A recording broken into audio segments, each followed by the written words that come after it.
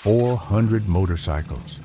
That's what Dorothy Brennan saw when she opened her front door at dawn.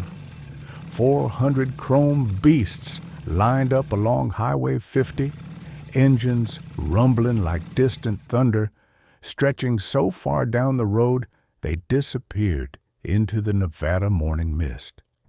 She stood on her porch in her worn cotton nightgown and cardigan, one arthritic hand gripping the railing, and she wasn't afraid. She was crying.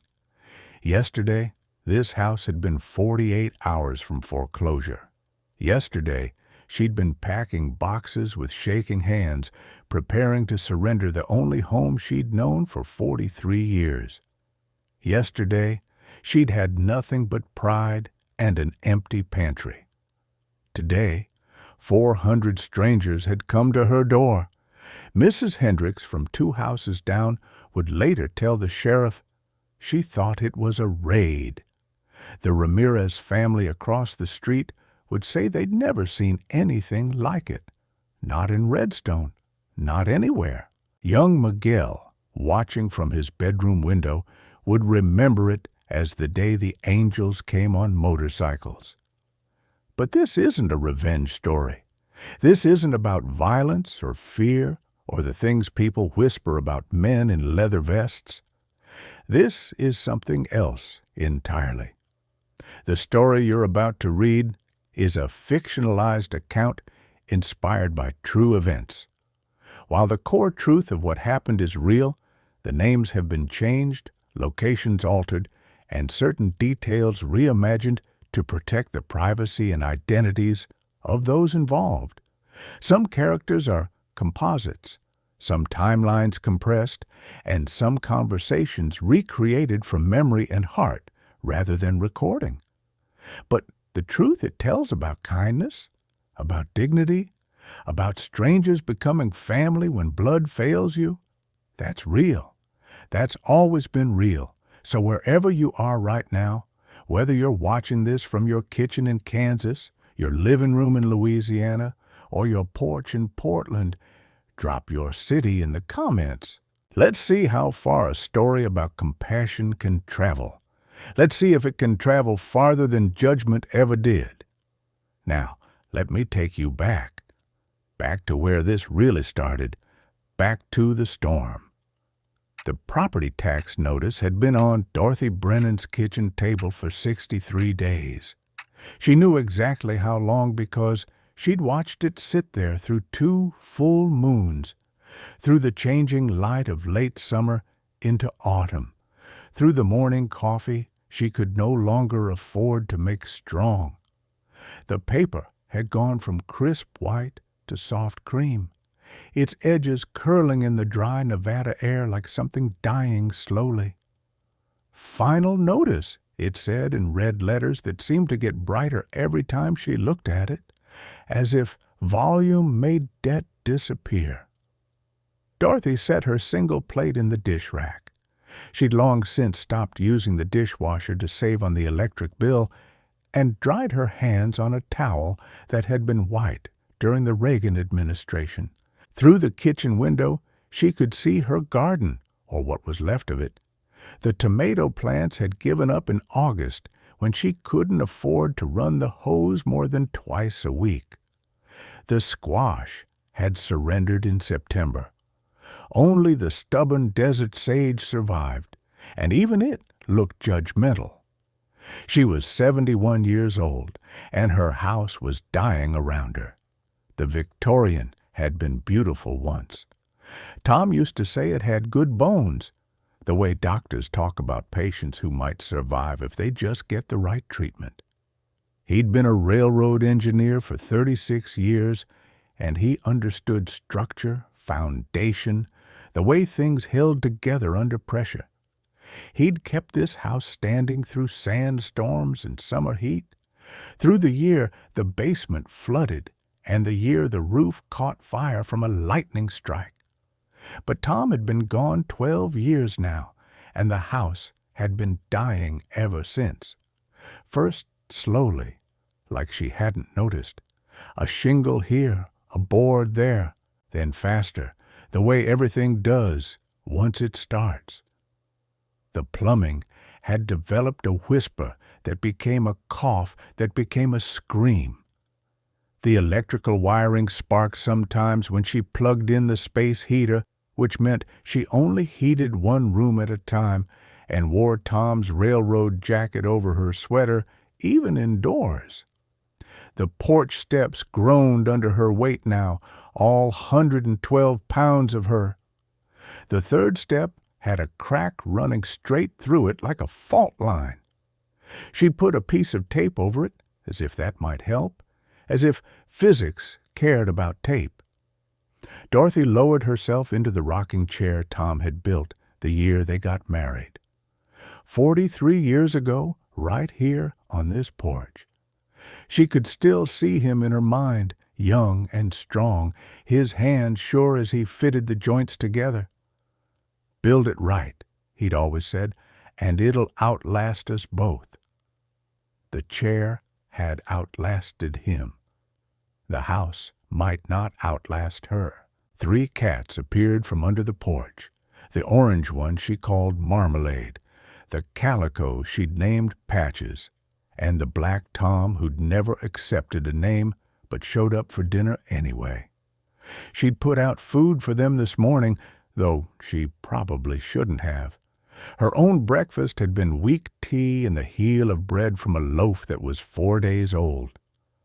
"You're fools to depend on me," she told them, scratching Marmalade behind the ears.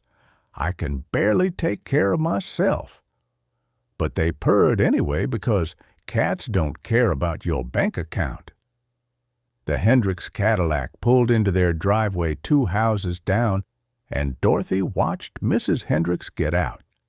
65 and dressed like she was meeting the governor.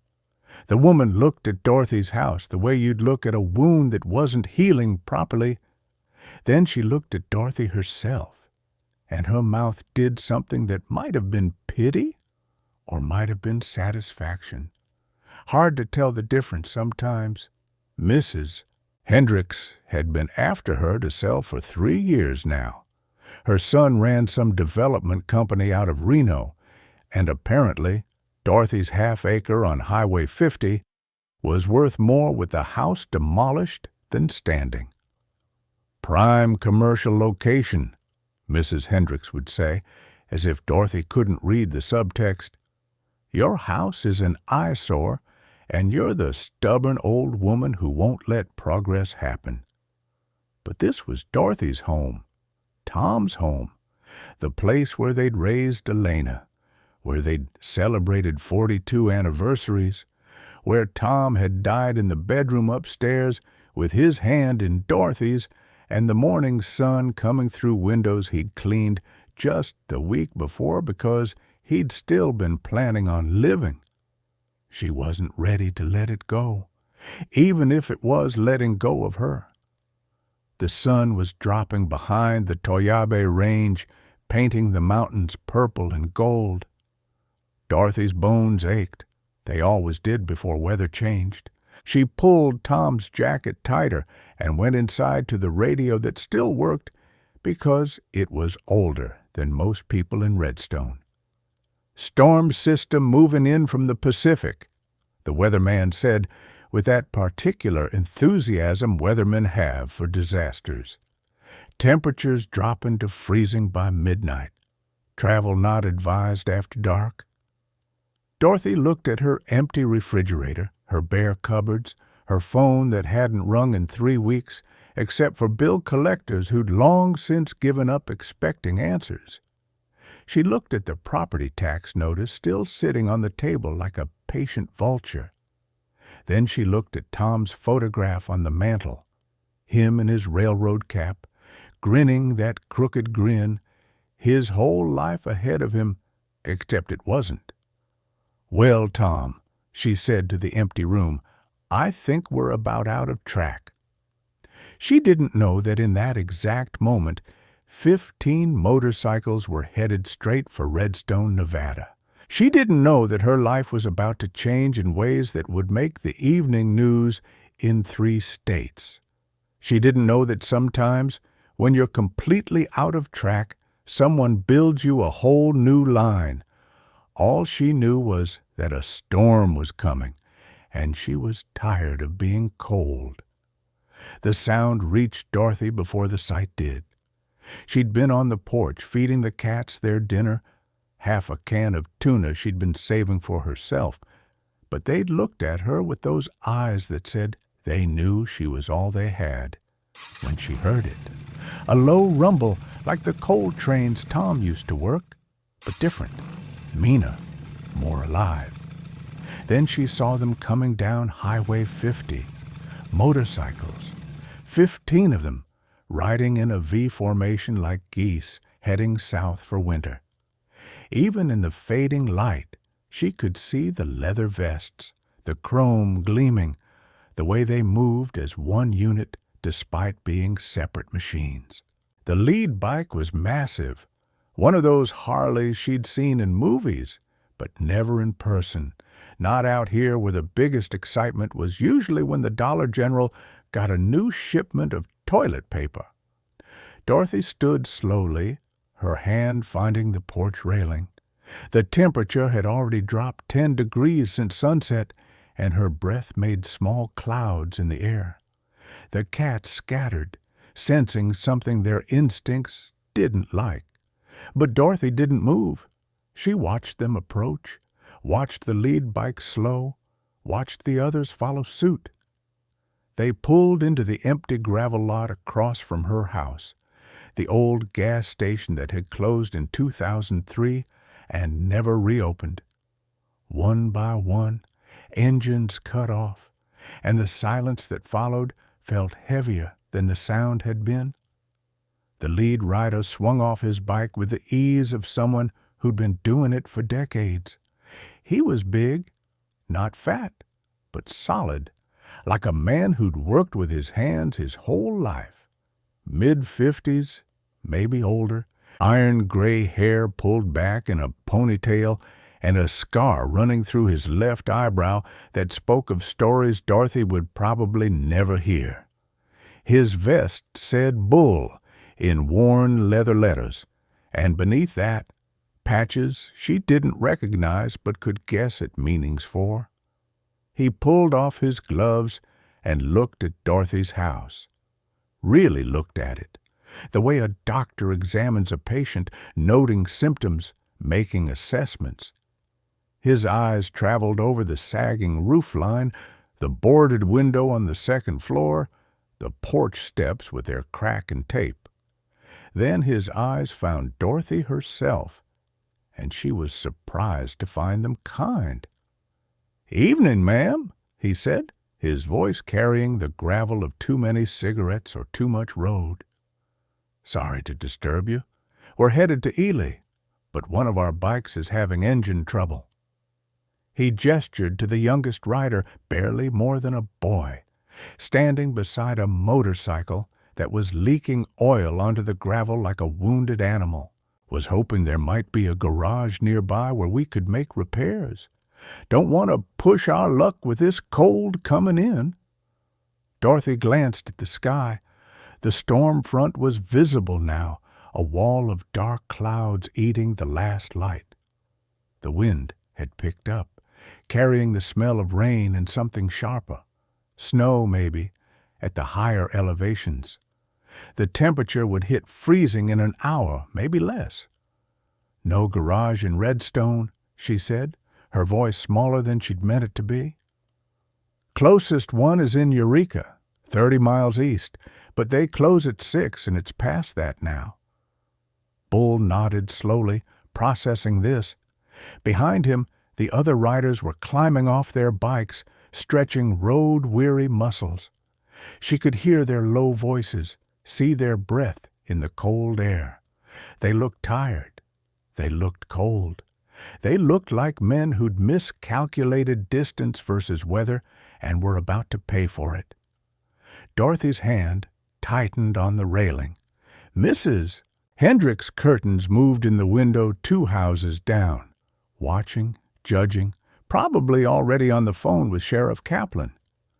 The Ramirez family's lights were on, but their blinds stayed closed. Everyone in Redstone would know about this within the hour. 15 bikers at the old gas station right across from Dorothy Brennan's place. The gossip would be thick as the storm clouds. She thought about going inside, about locking her door, about being sensible and careful, and all the things a 71-year-old woman living alone was supposed to be. Then she thought about Tom, 30 years ago, stopping on this same highway to help a family with a broken-down station wagon. How he'd gotten them to a garage, waited with them, made sure they were safe before coming home 3 hours late for dinner.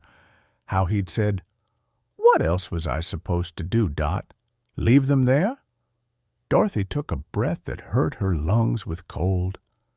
"My garage is warmer than the open air," she heard herself say, "and I just made soup." 15 faces turned toward her.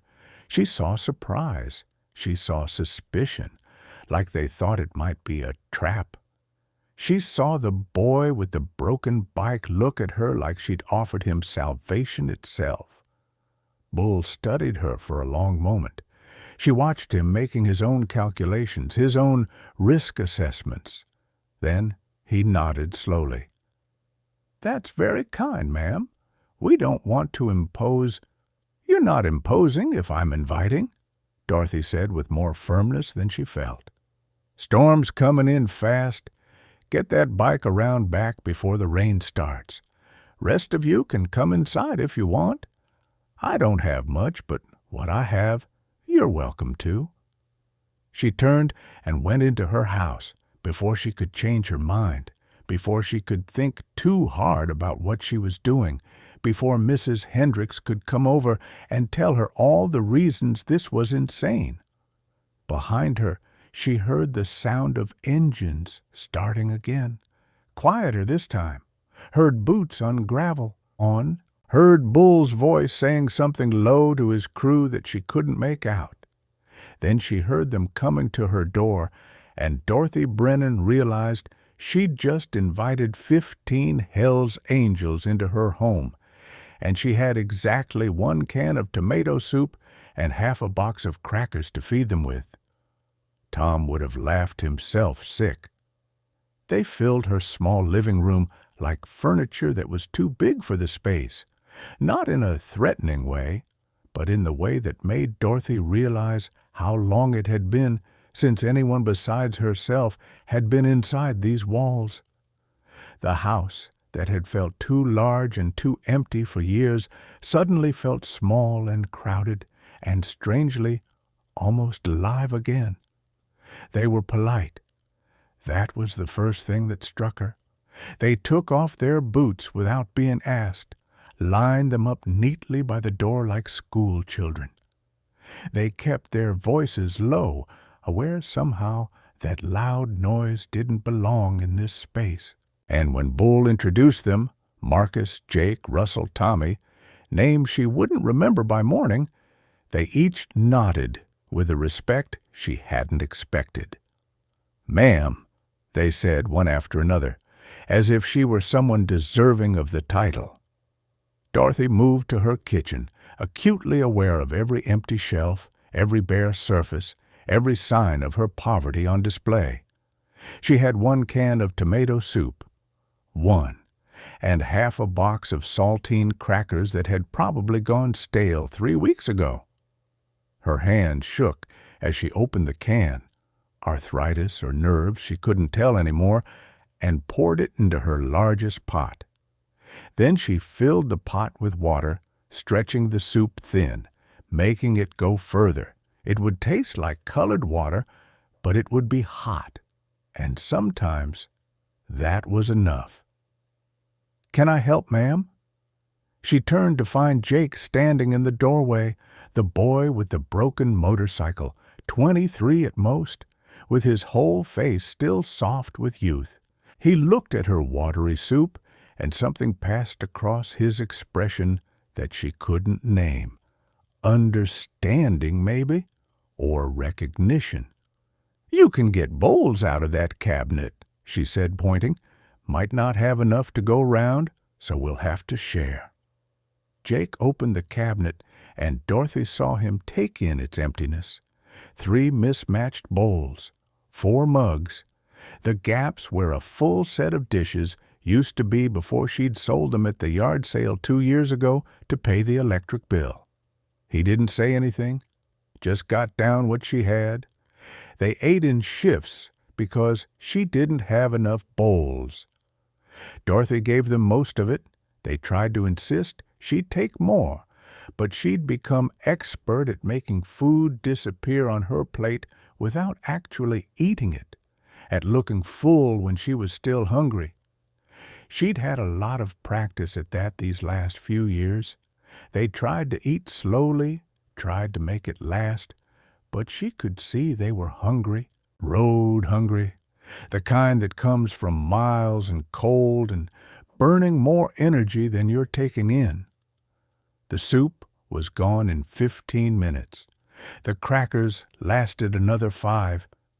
Then they sat in her living room, and the silence was awkward until Russell, a man with graying temples and calloused hands, noticed the bucket in the corner, catching water from the leak in the ceiling.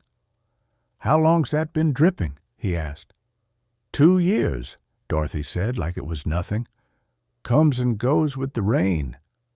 She watched Russell and Bull exchange a look, watched Jake stare at the electrical outlet near the baseboard, the one that had a scorch mark from that time she'd plugged in the space heater, and it had sparked bright enough to scare her.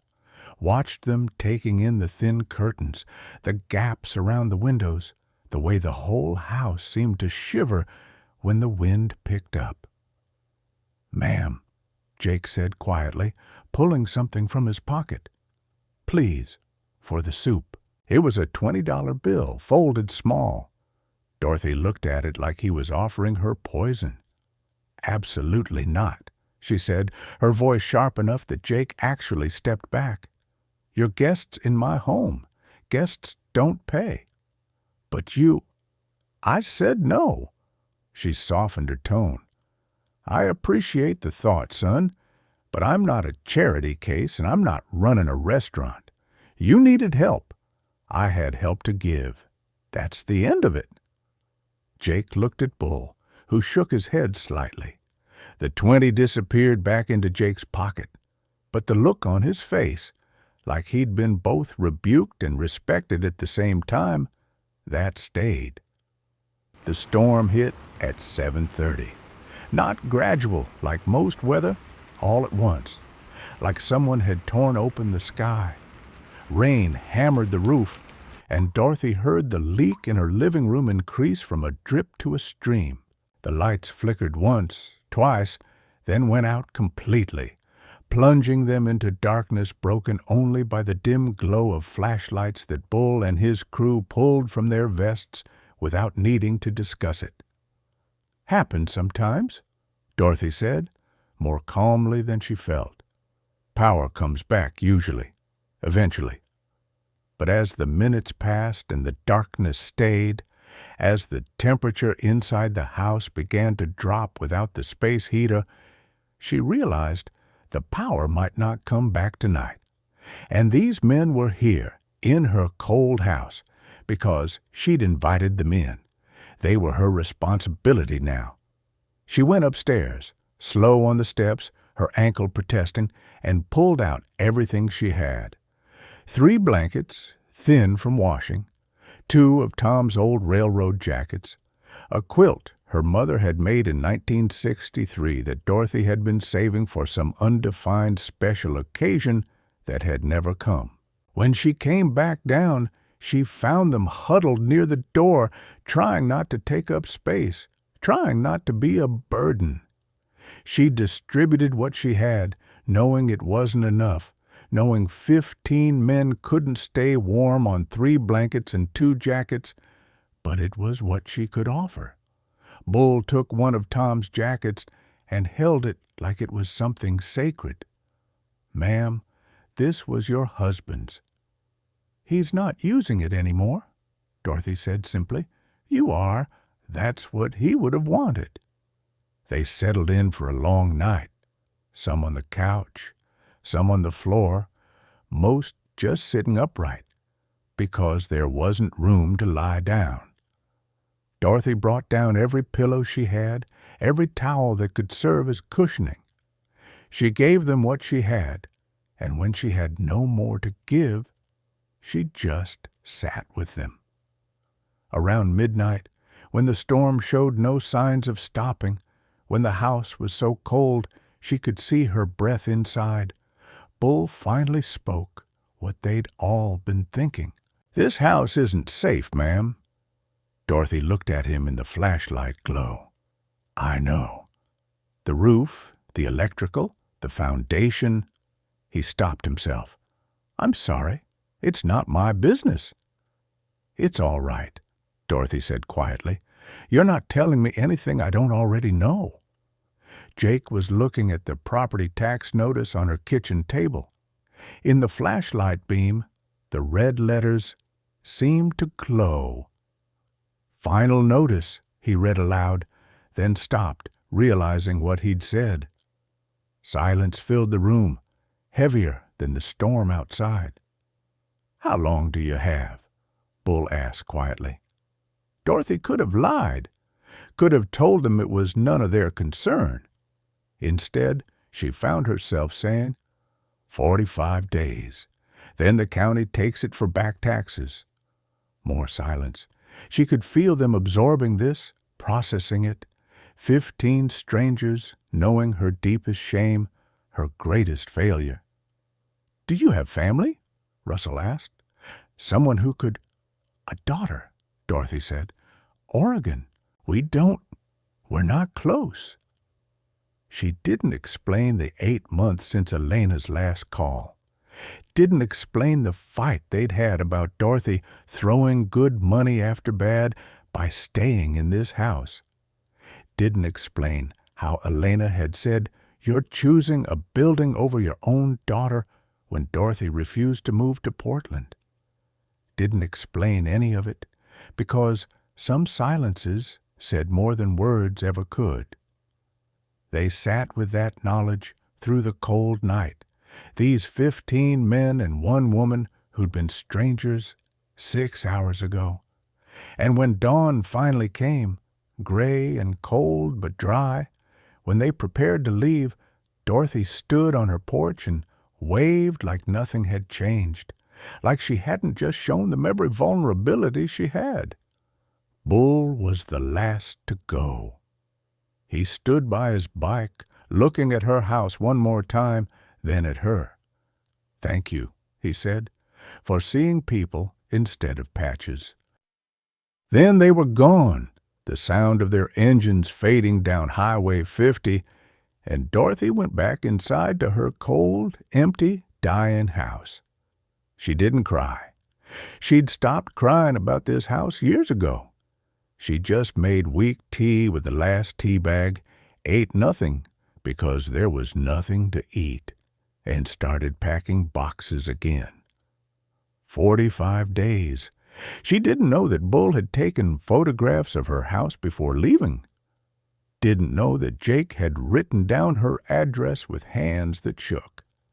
Didn't know that Russell had already started making phone calls before he was even out of Redstone.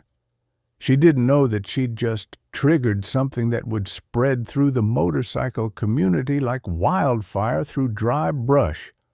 All she knew was that she'd done what any decent person would do, and now she had to figure out where she'd be living in 6 weeks when decent didn't pay the bills. The envelope arrived on a Tuesday. Dorothy knew it was bad before she opened it, because the good envelopes didn't come certified mail. Good news didn't require a signature that made her hand shake as she signed her name on the postal worker's tablet. Good news didn't have "final legal notice" stamped across it in letters that seemed to scream. She sat at her kitchen table, the same table where the property tax notice still lived, now joined by its more aggressive cousin, and read the words that made her world smaller. 45 days had become 30 days. Apparently, they'd sent her a revised notice 3 weeks ago that she'd never received. Apparently, the county had made every reasonable effort to contact her. Apparently, her house was scheduled for auction on November 15th, and if she couldn't pay $12,847 in back taxes plus penalties, she needed to vacate the premises. 30 days.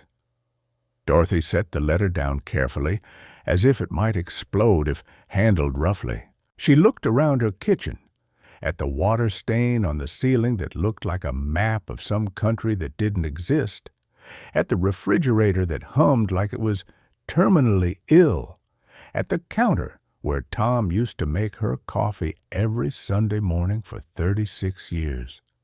$12,847. She had $412 in her checking account.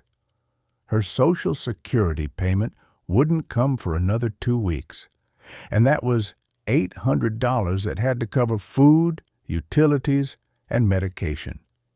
The medication alone was $300. She did the math that didn't need doing because the answer had been clear for months. She couldn't save this house. She could barely save herself.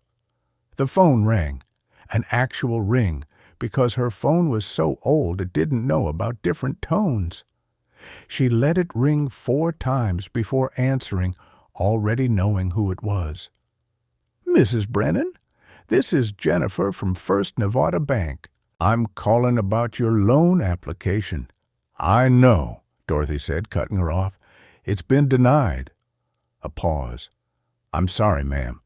Without verifiable income beyond Social Security, and given the condition of the property, we're unable to approve."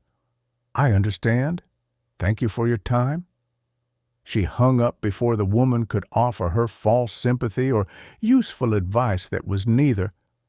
That had been her last hope. A loan to pay the taxes, give herself time to figure something out. But banks didn't loan money to 71-year-old women with no income and houses that were worth more as kindling than as collateral. Dorothy sat in the silence of her kitchen and felt it pressing in from all sides. Then the phone rang again. "Mom?" Elena's voice hit Dorothy like cold water. 8 months. 8 months since they'd spoken. And now her daughter's voice came through the phone line like nothing had changed, like time hadn't passed, like the last words between them hadn't been, "if that's what you want," said in a tone that made it clear that's what Elena wanted. "Elena," Dorothy said, her voice careful, "this is a surprise. I've been meaning to call." The lie sat between them, polite and obvious. "How are you?" "I'm fine." Another lie, matching the first. They were building a bridge of lies, the way they always did now. And the house? There it was, the real question. Dorothy looked at the eviction notice, at the property tax demand, at the evidence of her failure spread across her kitchen table like an autopsy report. "The house is the same as it ever was," she said, which was technically true. It had been dying when they last spoke. It was still dying now. Consistency counted for something.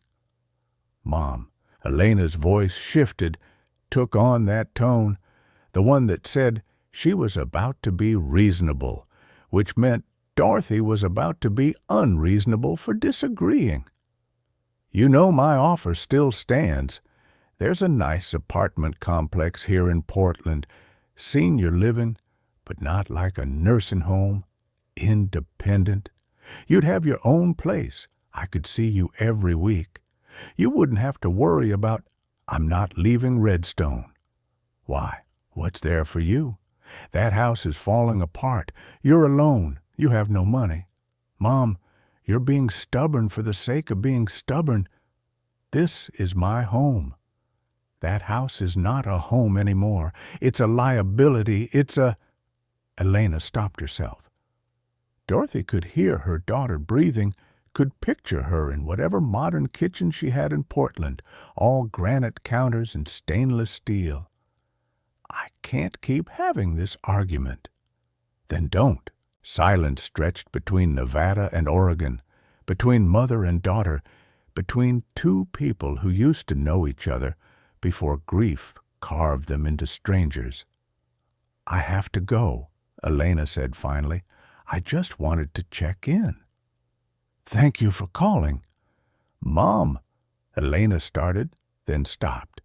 Whatever she'd been about to say dissolved into nothing. "Take care of yourself." The line went dead. Dorothy sat holding the phone for a long moment, listening to the dial tone that sounded like the flat line of something that had already died. Then she hung up and added her daughter to the list of things she was losing. The ladder was in the garage, right where Tom had left it 12 years ago. Dorothy stood looking at it, knowing this was a bad idea, knowing that 71-year-old women with arthritis had no business climbing ladders, knowing that Tom would have told her to call someone, pay someone, do anything but this. But there was no one to call, no money to pay, and the roof was leaking worse now.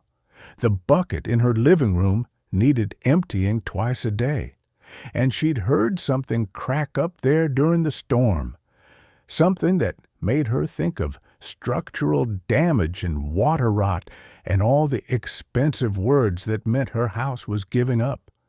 She carried the ladder to the side of the house, her arms shaking with the weight, set it against the wall, looked up at the roof that seemed impossibly high, impossibly far.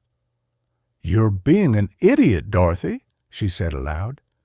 But she started climbing anyway.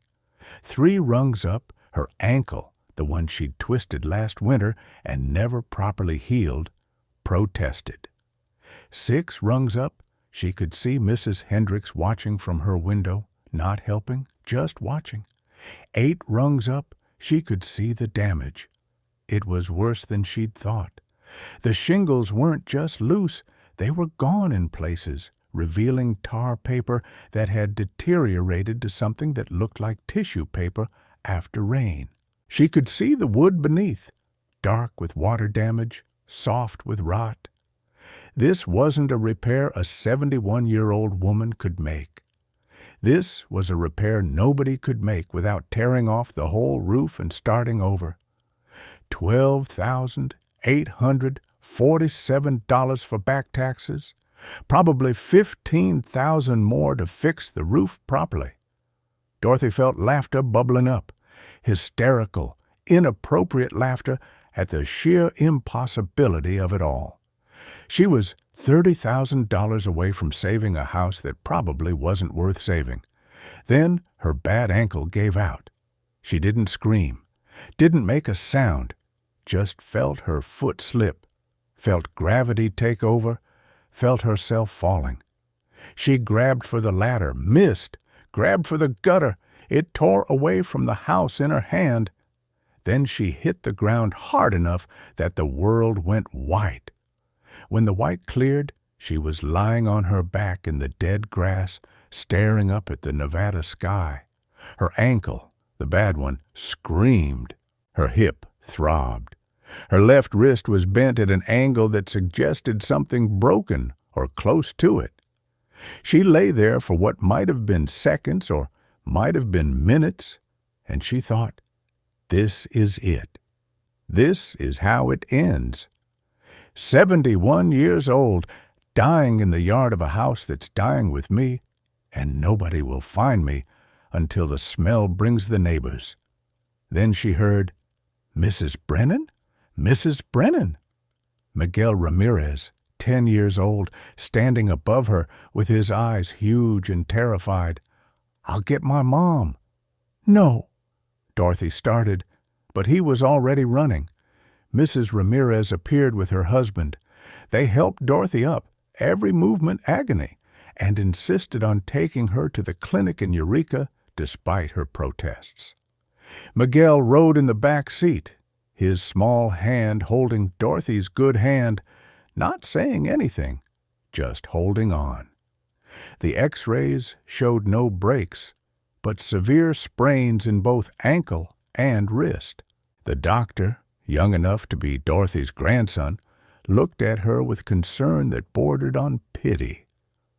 "You need to stay off that ankle for at least 2 weeks," he said, "and the wrist needs to be immobilized. No heavy lifting, no climbing, actually, no nothing. You need rest." "I can't afford rest," Dorothy said. "Mrs. Brennan, what do I owe for today?" The doctor glanced at his tablet. "With the X-rays and the brace, it's going to be around $300." Dorothy's heart sank. $300. That was her medication money. "I can give you a payment plan." "I'll pay it," Mrs. Ramirez said firmly. "Today. Full." "Maria, no." "Yes," Maria said, in a tone that suggested the matter was closed. "You fed half the neighborhood at your yard sales for years. You watched Miguel when I had the flu. You gave us Tom's tools when Carlos needed them for work. We pay." Dorothy wanted to argue, wanted to maintain her pride, her independence, but her ankle throbbed, her wrist ached, and she was so tired of fighting alone. "I'll pay you back," she whispered. Maria squeezed her good hand. "We know." They drove her home in silence, helped her inside. Maria looked at the eviction notice on the table. Dorothy had left it out, too exhausted to hide her shame, and her face went soft with understanding. "How long?" Maria asked quietly. 30 days. Maria nodded slowly. Then she and Carlos went home, and Dorothy was alone again in her dying house with her damaged ankle and her empty pantry and her 30 days until homeless. She didn't cry. She'd run out of tears somewhere between the ladder and the ground. She just sat in Tom's rocking chair and waited for November 15th to come and take everything she had left. 200 miles away, in a warehouse in Flagstaff that served as the clubhouse for the Desert Hawks Motorcycle Club, Marcus "Bull" Patterson was making a phone call that would change everything. "How many can you get?" he asked into his cell phone. The voice on the other end, Tony Wrench Morales from the Tucson chapter, was decisive. 50, maybe 60 if I reach out to the affiliate clubs. What's the timeline? 3 weeks, maybe less. That's tight, Bull. What are we talking about here? Full rebuild?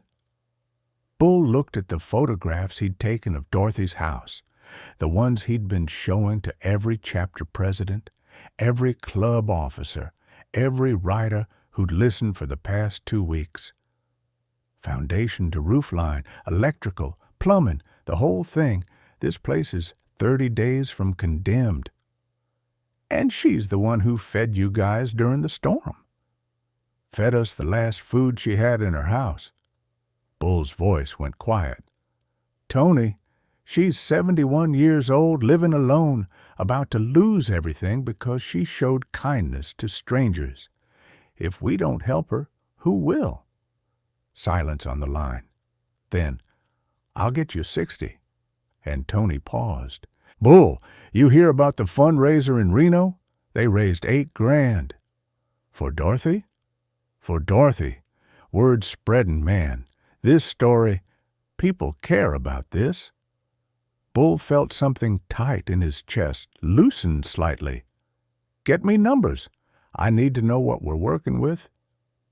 He hung up and looked at the map on the wall. Nevada, Arizona, California, all marked with pins representing different chapters, different clubs, different groups of people that society wrote off as criminals and outlaws. But Bull knew what they really were, men and women who understood loyalty, who paid their debts, who took care of their own. and Dorothy Brennan had become one of their own the moment she'd opened her door. His phone buzzed. Text from Russell.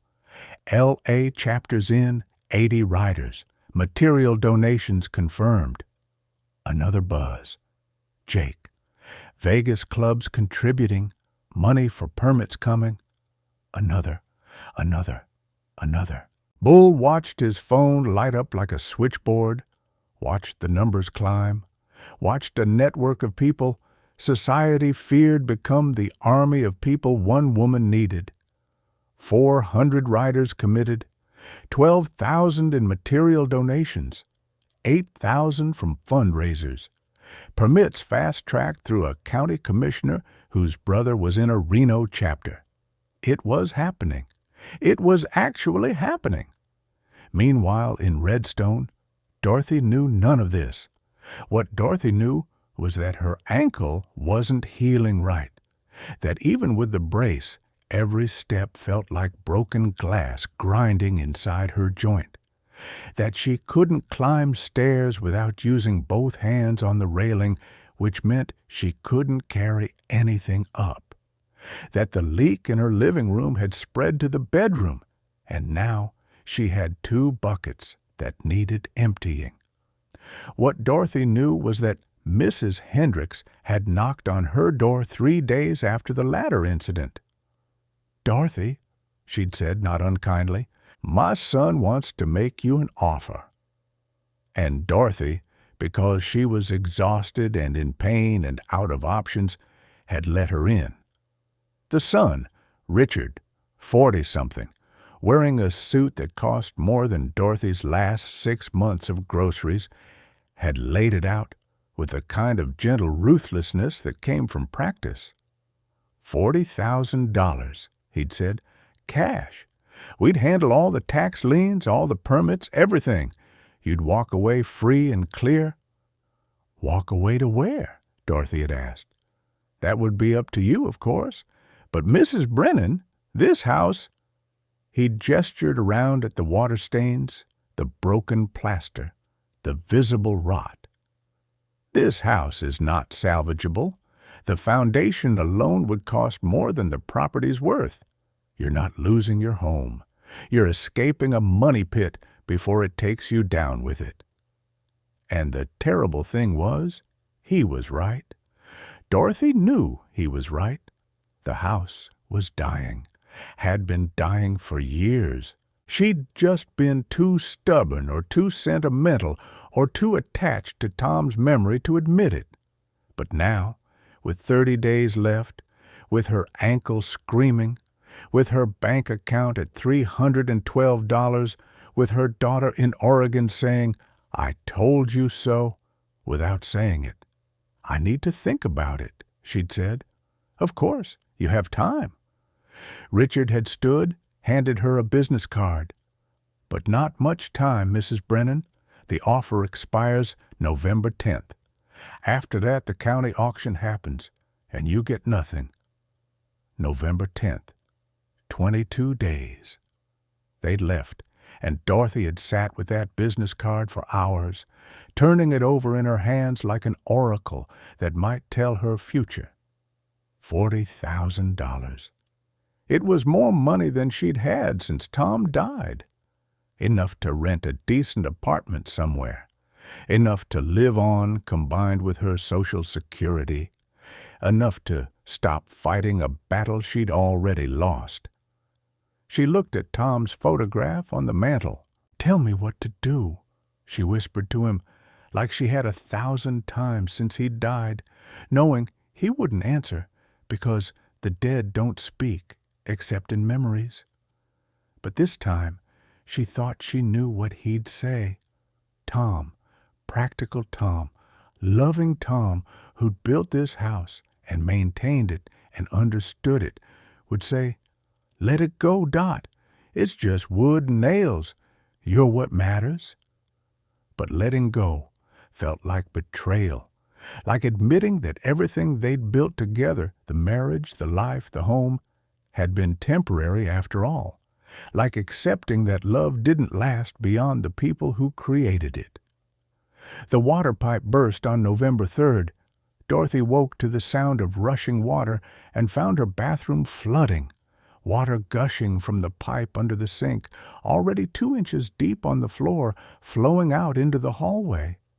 She tried to turn off the valve, but her wrist, still weak from the sprain, couldn't grip it tight enough. Water kept coming, kept spreading. She stood there, in her nightgown, in the middle of the flood, and she felt something inside her break just as completely as the pipe had broken. She called the county about a tax extension. They said no. She called her daughter. The call went to voicemail. She called Richard Hendricks and said, "I need more time to think." He'd said, "November 10th, Mrs. Brennan, that's all the time there is." She hung up and looked at her house, water damaged, flood ruined, falling apart so fast now that she couldn't keep up even if she had the money or the strength. Then she did something she hadn't done in 12 years. She sat down on her flooded bathroom floor and cried, not quietly, not with dignity. She cried the way you cry when you finally run out of strength, when you've fought for so long that you forget what you're fighting for, when you've been brave for so many years that you've used up your lifetime supply of courage. She cried for Tom, who deserved better than a wife who couldn't keep his house standing. She cried for Elena, who'd escaped this place and never looked back. She cried for herself, 71 years old and about to be homeless, about to be another statistic, another elderly woman who'd slipped through society's cracks. She cried until she had no tears left, until the water had stopped flowing, until her neighbor Miguel found her there and ran to get his mother. Maria Ramirez helped her up, helped her clean up, helped her see that the bathroom was destroyed, ceiling collapsed, floor warped, mold already visible in the corners. "You can't stay here," Maria said gently. "Dorothy, this house?" "I know," Dorothy said. "I know." That night, she started packing boxes, not preparing to move to Portland or to an apartment or to anywhere specific, just packing because she needed to do something with her hands, needed to feel like she had some control over her life, even though she had none.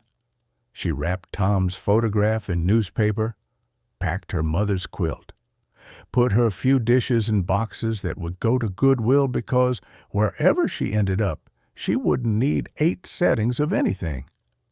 She didn't know that 400 motorcycles were, at that exact moment, leaving from a dozen different states. Didn't know that trucks full of materials were already on Highway 50, headed for Redstone. Didn't know that Bull had been on the phone with the county commissioner, the sheriff, the local lumberyard, making arrangements, pulling permits, organizing an operation that would be bigger than anything Redstone had ever seen. She didn't know that tomorrow morning would change everything. All she knew was that she'd fought as hard as she could, and she'd lost anyway. She went to bed in her destroyed house, in her water-damaged bedroom, with the sound of dripping echoing through empty rooms. And she slept the sleep of someone who'd finally surrendered. November 4th dawned cold and clear. Dorothy woke to silence. No dripping, no wind, just the quiet of a house holding its breath.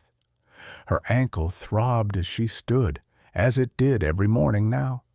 She made weak tea because it was all she had, ate nothing because there was nothing to eat. Richard Hendricks was coming at 10 o'clock. She'd called him yesterday and said she was ready to sign. 6 days before his deadline, but she couldn't wait anymore. Couldn't spend one more night in this house that had become a tomb for everything she'd lost. $40,000. She'd take it. She'd call Elena. She'd figure something out. At 9:30, she heard the Cadillac pull up. Mrs. Hendricks and her son, prompt as death itself. Dorothy stood at her kitchen table, the business card in her hand, the pen ready. On the table was the eviction notice, the property tax demand, and a blank piece of paper where Richard would write up a quick sale agreement before getting it formalized with lawyers. She heard their footsteps on the porch, the creak of the bad step, the knock on her door. She went to answer it, moving slowly on her damaged ankle, Tom's photo watching her from the mantel like a judge at sentencing. But when she opened the door, Mrs. Hendricks' face was strange, confused, maybe frightened. "Dorothy," she said, what's happening?" "I'm signing," Dorothy said. "That's what you wanted, isn't it?" "No, I mean—" Mrs. Hendricks turned, pointed toward the highway. "What's all that?" Dorothy stepped out onto her porch, and the world tilted. Motorcycles. Dozens of them. No, hundreds of them. Filling the old gas station lot across the street, lining Highway 50 in both directions as far as she could see. The rumble of their engines made the ground vibrate, made the air thick with sound. And they kept coming. More from the east, more from the west. Bikes of every kind, Harleys, Indians, choppers, cruisers, all converging on this tiny spot on Highway 50 like they'd been summoned by something Dorothy couldn't see. Behind the motorcycles came trucks, flatbeds loaded with lumber, tools, supplies, a generator on a trailer, ladders, materials she couldn't even identify. Dorothy gripped the porch railing, her knuckles white. What? Then she saw him, Bull, climbing off his massive Harley, pulling off his helmet, and beside him, Jake and Russell, and 30 others she didn't recognize, but who all wore the same patches, the same vests, the same expression of determined purpose. Bull walked across the highway toward her house, and the sea of bikers parted for him. 400 people, maybe more, all watching this moment. "Mrs. Brennan," he said when he reached her porch, "we heard you were having some trouble." Dorothy's legs went weak. What is this?" "This is a debt being paid." Bull gestured to the assembled riders, the trucks, the materials. "You fed us when you had nothing. You gave us shelter when you were barely surviving. You treated us like human beings when most people crossed the street to avoid us." His voice went rough. "Ma'am, we don't forget that. We don't walk away from that." Jake stepped forward. "We're going to fix your house, Mrs. Brennan, all of it. Everything that's broken. We've got permits, we've got materials, we've got 400 people who cleared their schedules for the next 3 days. We're going to make sure you never have to choose between your home and your dignity again." Dorothy couldn't breathe, couldn't speak, couldn't process what she was seeing. This army of people society feared, all here for her house, for this falling apart Victorian that wasn't worth saving, except that it was hers. "The taxes," she managed. "Paid," Russell said, stepping up beside Bull. "We raised $12,000 through fundraisers. County's already processed it. The lien is lifted. This house is yours, free and clear." Dorothy felt tears on her face and didn't remember starting to cry. I can't pay you back." "You already did," Bull said gently. "You paid us with kindness when kindness was all you had. Now we're paying you back the only way we know how." Behind Dorothy, Mrs. Hendricks made a small sound. Shock or dismay, or perhaps realization that whatever deal she'd come here to make wasn't going to happen. Richard pulled his mother back, both of them retreating to their Cadillac, leaving without a word. Dorothy didn't watch them go. She was staring at the impossible sight before her. 400 strangers who'd become something else. Not strangers, not quite family. Something in between that didn't have a name, but felt like redemption. "I don't know what to say," she whispered. "Don't say anything," Bull told her. "Just pack a bag. You're going to stay with one of the neighbors for the next 3 days while we work. This is going to be loud, and it's going to be messy, and you don't need to be here for it." "But, Mrs. Brennan," Jake interrupted, and his voice cracked slightly. "Please, please let us do this." And Dorothy, who'd been refusing help for 12 years, who'd been too proud or too stubborn or too afraid to accept charity, who'd nearly sold her home an hour ago out of desperation, Dorothy nodded. "Okay," she said. "Okay." The roar that went up from 400 throats shook the morning air. Engines revved. People moved with sudden purpose, and Dorothy Brennan watched her quiet, dying street transform into something that looked like hope had decided to wear leather and ride motorcycles. Maria Ramirez insisted Dorothy stay with her family. "Miguel won't shut up about it if you don't," she said, though her smile suggested she wouldn't either. So Dorothy packed a small bag, 3 days of clothes, Tom's photo, her medication, and let Maria lead her 2 houses down while behind them the organized chaos of 400 people began. From Maria's guest room window, Dorothy watched them work. They moved like a machine with 400 parts that somehow knew how to function together. Bull directed traffic, literally, with hand signals that sent crews to different parts of the house. Teams formed based on expertise. Carpenters climbed onto the roof. Electricians disappeared into the house with spools of wire. Plumbers tackled the destroyed bathroom. Foundation specialists, actual engineers who happened to ride motorcycles, assessed the structural damage with instruments Dorothy didn't recognize. By noon on day 1, they'd stripped the entire roof down to bare wood. Sheriff Kaplan showed up around 1 o'clock, his cruiser pulling up slow and careful. Dorothy watched through the window as Bull met him at the edge of the property. She couldn't hear what was said, but she saw the sheriff's face change, from suspicion to surprise to something that might have been respect. 10 minutes later, Kaplan was directing traffic on Highway 50, making sure the supply trucks could get through, making sure locals who'd come to gawk didn't interfere. "He's helping them," Miguel said from beside Dorothy, his voice full of wonder. "I see that," Dorothy murmured. "Mrs. Brennan?" Miguel looked up at her with 10-year-old directness. "Why are they doing this?" Dorothy thought about her answer carefully. "Because I helped them when they needed it, and they remember. But you just gave them soup. Sometimes that's enough."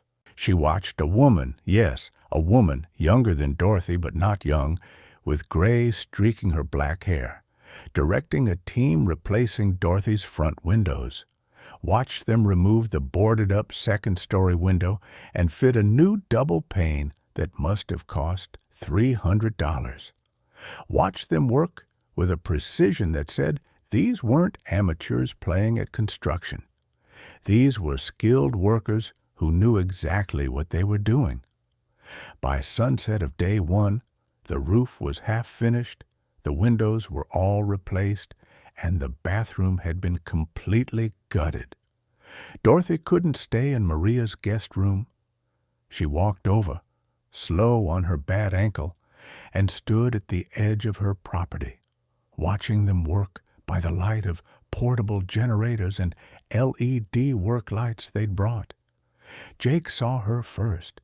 He came over, his hands covered in drywall dust. "You're supposed to be resting," he said, but he was smiling. "I've been resting for 12 years," Dorothy said. "I want to see." He helped her up the porch steps, new steps now, solid and level, and into her house. It didn't look like her house anymore. It looked like a construction site, like something in the process of being born. The living room walls were open, exposing wiring that was being replaced.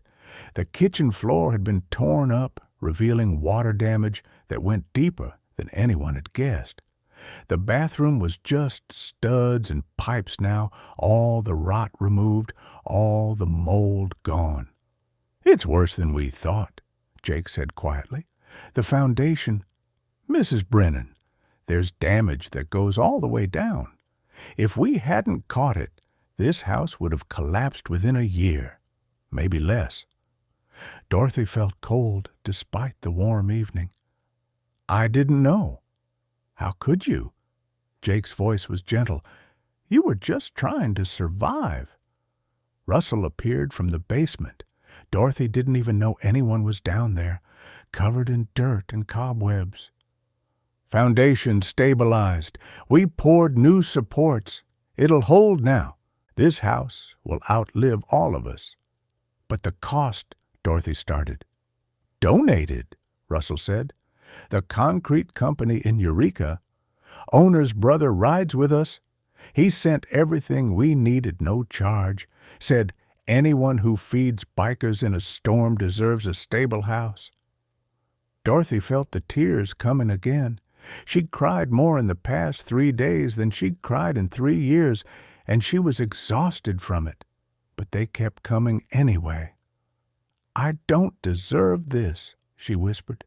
"Yeah," Jake said softly. "You do?"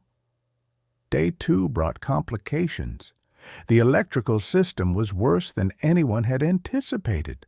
Not just old, dangerous. The kind of dangerous that caused house fires, that killed people in their sleep. They had to rewire everything, which meant opening every wall, which meant more work, which meant— "We're staying an extra day," Bull told Dorothy when she came over in the morning. "This can't be rushed, and we're not leaving until it's done right. But your jobs, your families, are fine," Bull said firmly. "Mrs. Brennan, we committed to this. We see it through." By afternoon, word had spread beyond the motorcycle community. A news van showed up from Reno, local station, not major network, but still. A reporter with perfect hair and a cameraman tried to interview Bull. He refused. "This isn't about us," Dorothy heard him say. "This is about a woman who showed kindness and a community paying it back. That's the only story here." But people kept coming. Locals who'd watched from their windows finally approached. The owner of the hardware store in Eureka drove down with more supplies. Donated, he said, because this is a good thing happening. The pastor from the Methodist church brought lunch for everyone, sandwiches and coffee, enough to feed a small army, which is exactly what they had. Mrs. Hendricks came by late in the afternoon. Dorothy was sitting on her new porch. They'd finished it that morning, solid boards and level steps and paint that gleamed white, when her neighbor approached, walking slowly like someone approaching a wild animal. "Dorothy," she said, "I owe you an apology." Dorothy waited. I've been trying to get you to sell for years. I convinced myself it was for your own good, that you'd be better off somewhere else. But really—" Mrs. Hendricks looked at the house, at the workers, at the evidence of community that had formed around Dorothy. "Really, I just wanted the land. I wanted my son to profit, and I convinced myself that was kindness." She sat down on the steps beside Dorothy without asking permission. "This," she gestured at the organized chaos, "this is kindness, and I'm ashamed it took me this long to see it." Dorothy didn't know what to say. She'd spent 3 years resenting this woman, 3 years fighting against her pressure to sell, and now— "Thank you for saying that," Dorothy said finally. They sat in silence, watching the transformation happen. Day 3 was finishing work. The roof was complete, new shingles in a color Dorothy had been allowed to choose. She'd picked green because Tom had always liked green. The electrical was done, inspected by the county, and approved. The plumbing worked, all of it, including the shower Dorothy hadn't been able to use for 8 months because the pressure was too low. The floors were level. The walls were painted a soft cream that made the rooms look bigger and brighter. The kitchen had new cabinets. Not expensive ones, but solid ones that closed properly and didn't sag. New countertops, new sink. The appliances were still her old ones, but they'd been cleaned and repaired and somehow made to look almost new. The bathroom was unrecognizable. New tile, new toilet, new sink, a shower with grab bars installed for safety, Bull had said, not looking at her, not acknowledging her age, but acknowledging her reality. Dorothy walked through her house at sunset on day 3, and she didn't recognize it. Recognized the bones, the layout, the flow, the way the light came through the windows, but everything else was new, solid, safe. She stopped in front of Tom's photograph, which someone had cleaned and rehung in the exact spot where it had always been. She looked at his crooked grin, his railroad cap, his eyes that had always seen her clearly. "What do you think, Tom?" she whispered, and she knew with certainty, that he was proud, not of the house, of the kindness that had built it. Bull found her there as darkness fell. "We're done," he said. "There's one more thing, though." He handed her an envelope. Inside was a deed, her house deed, and beneath it a letter from the county confirming that all tax liens were cleared, all penalties paid, and the property was hers free and clear, and beneath that a bank book for an account at First Nevada Bank. "We raised more than we needed for the taxes," Bull said quietly. "The extra $12,000 we put in an account in your name for maintenance, for emergencies, for whatever you need. It's yours, Dorothy. Your house is secure, and you have a cushion. You're safe." Dorothy's hand shook, holding the envelope. "I don't—" "You fed us with your last food," Bull interrupted gently.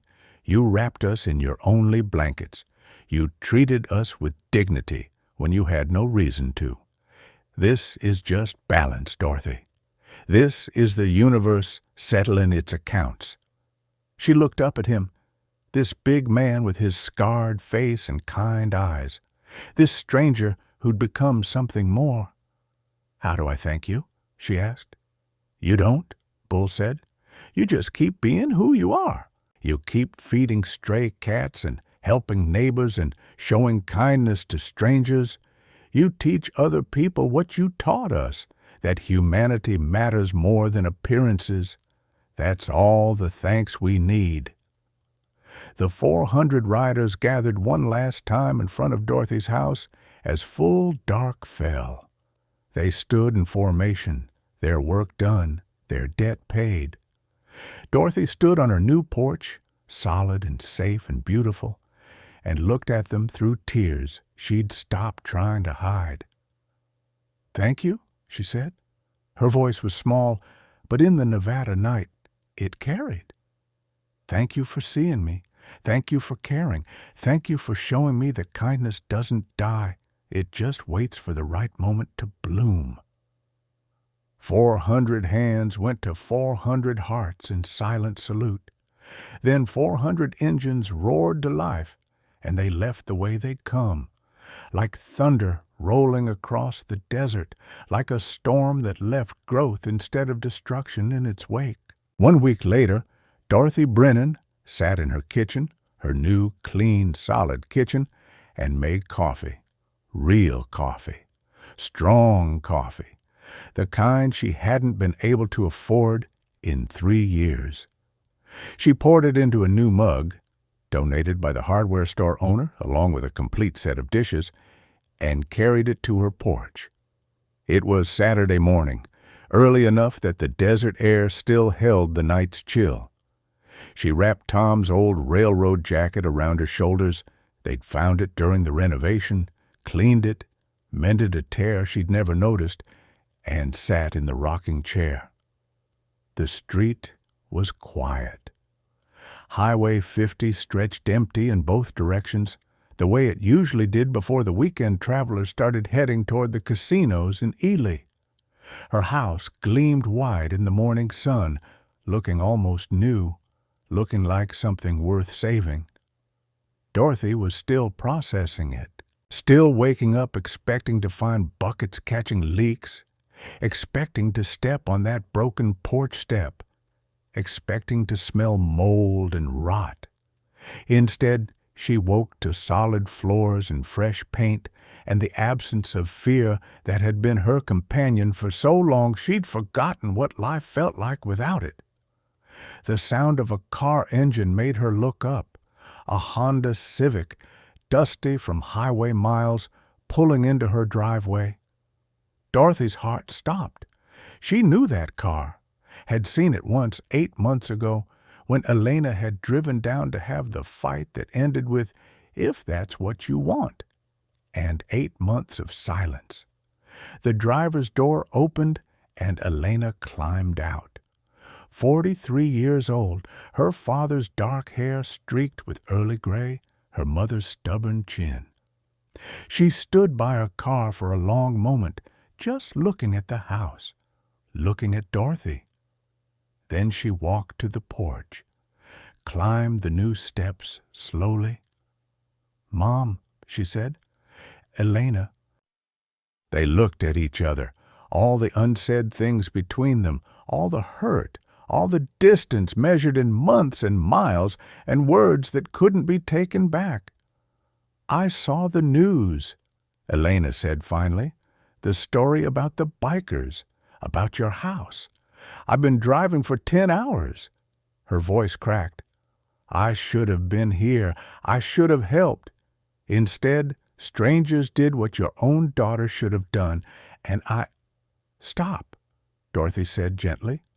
She stood, her ankle twinging but holding, and moved to her daughter. "You're here now." "I'm sorry, Mom. I'm so sorry. I was angry, and I was scared, and I convinced myself you were choosing this house over me, but really I was just—" Elena's tears came fast. "I was afraid of losing you. After Dad died, after everything, I was terrified that if I watched you struggle here, if I watched you slowly fall apart in this house, I'd lose you too. So I left, and that was worse." Dorothy pulled her daughter into her arms. When had Elena gotten shorter than her? Or had Dorothy just forgotten, and held her the way she'd held her 40 years ago when Elena was 3 and had nightmares? "You didn't lose me," Dorothy whispered. "I'm right here." They stood on the solid porch, mother and daughter, while the sun climbed higher and the desert day began. After a long moment, Dorothy felt Elena laugh through her tears. "I can't believe 400 bikers rebuilt your house." "Neither can I." "Are you going to tell me the whole story?" "It'll take a while." "I have time." Elena pulled back, wiped her eyes. "Actually, I took a leave from work. 2 weeks. I thought maybe, if you want, I could stay, help you settle in, make up for lost time." Dorothy felt hope bloom in her chest, cautious but real. "I'd like that." They went inside together, and Dorothy made more coffee, strong, real coffee, and told the story of the storm, the 15 bikers, the kindness given and returned. Elena listened, and Dorothy watched her daughter's face change, watched Understanding replaced judgment. Watched something heal between them that had been broken for longer than 8 months. Around noon, a knock at the door interrupted them. Miguel, holding a piece of paper. "Mrs. Brennan, I drew a picture of your house for you to keep." It was a child's drawing, enthusiastic and imperfect, showing a white house with a green roof and hundreds of tiny motorcycles around it. At the bottom, in careful printing, "Angels come in all kinds." Dorothy taped it to her refrigerator while Miguel beamed. "Who's that?" Elena asked after he'd left. "My neighbor. His family helped me when I needed it." "You have a community here," Elena said, understanding dawning. "That's why you wouldn't leave. It wasn't just the house." "It was never just the house," Dorothy agreed. That afternoon, Mrs. Hendricks arrived with a pie, apple, still warm, an apology in pastry form. She met Elena, made awkward small talk about the weather, then left quickly. But as she went down the steps, she turned back. "Dorothy, I'm glad you stayed." It was something, not friendship, not yet, but it was a beginning. Evening brought one more surprise. A truck pulling into the driveway, Bull climbing out. Elena tensed. Her mother could feel it, but Dorothy squeezed her hand. "It's okay," she said. "Watch." Bull approached the porch, saw Elena, and nodded respectfully. "Ma'am, I'm Marcus Patterson. I know who you are," Elena said. Her voice was tight, but not hostile. "You're the one who organized all this." "I made some phone calls," Bull said. "But your mother's the one who made it possible. Her kindness is what moved 400 people to action." He turned to Dorothy. "Just checking in, making sure everything's working right. The county inspector came by?" "Yesterday. He approved everything. Said it was the best renovation work he'd seen in 20 years. Bull's smile was pleased. "Good. That's good." He pulled something from his pocket, a piece of paper with a phone number. "This is my direct line. You need anything, and I mean anything, weird noise, drip you can't figure out, even just someone to talk to, you call, day or night. You're family now, Dorothy. We take care of family." He nodded to Elena, to Dorothy, and left. Dorothy watched him drive away, then felt her daughter's eyes on her. "That man," Elena said slowly, "just called you family." "Yes." "Mom, he's a good man who showed up when nobody else did," Dorothy finished. "Judge people by their actions, Elena, not their appearances. That's something your father taught me. I'm glad I finally learned it." Elena was quiet for a long moment. Then, "You're right. I'm sorry." They sat on the porch as the sun set, painting the mountains in shades of gold and crimson. Dorothy's ankle barely hurt.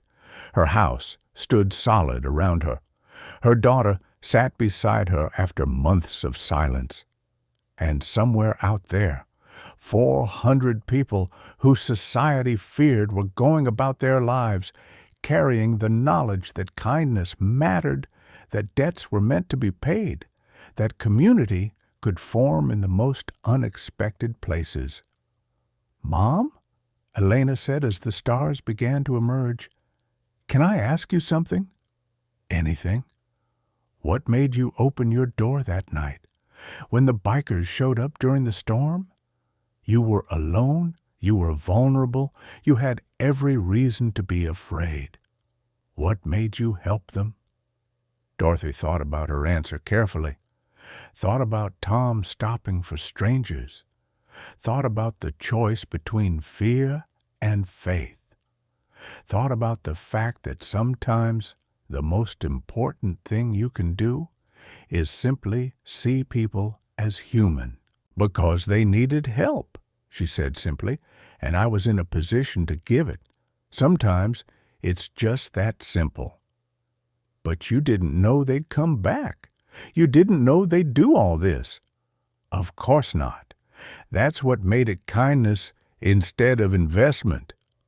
Elena absorbed this, and Dorothy watched understanding dawn on her daughter's face.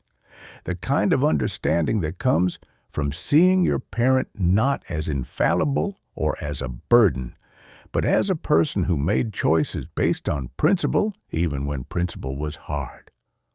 "I want to be more like you," Elena said quietly. "You already are," Dorothy told her. "You came back. That takes courage." They sat together as full darkness fell, as the temperature dropped, as the Nevada night settled around them, and Dorothy felt something she hadn't felt in 12 years, not since Tom had died and taken half her world with him. She felt whole, not healed completely. The grief was still there, the loneliness still lurked in corners, the memory of struggle still woke her some nights, but she felt whole enough, safe enough, loved enough. Her house would stand now, not forever. Nothing stands forever, but long enough for her to live in it with dignity, long enough to rebuild the relationship with her daughter, long enough to feed stray cats and help neighbors and maybe eventually pay forward the kindness she'd been shown. And if 400 motorcycle riders taught her anything, it was that you never know which small act of grace will ripple outward into something larger than you ever imagined. Community isn't always found where you expect it. Sometimes it wears leather vests and rides motorcycles.